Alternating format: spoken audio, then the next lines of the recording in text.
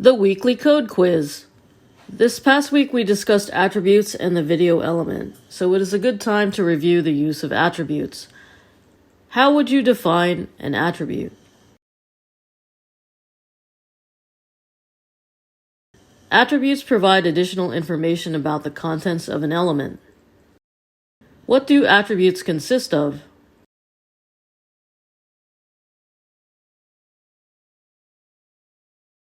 Attributes generally consist of a name and a value separated by an equal sign. How do you add an attribute to an element?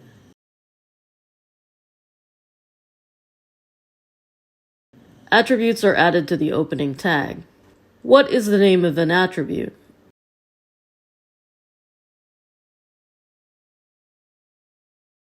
An attribute name describes the kind of information being applied to an element. It should be written in lowercase. In the past, we used lang as our example, which refers to language. Our videos use the source attribute that tells the browser the name and location of the video we want to load. What are the values of an attribute?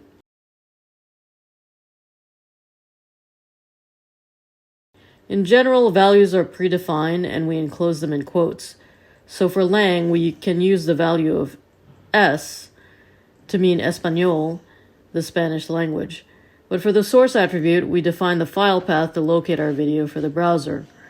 For some attributes, like autoplay, muted, and controls, we don't need to add a value since these are binary attributes. Their presence in the code corresponds to the on option. Presented by Designers Learn Code.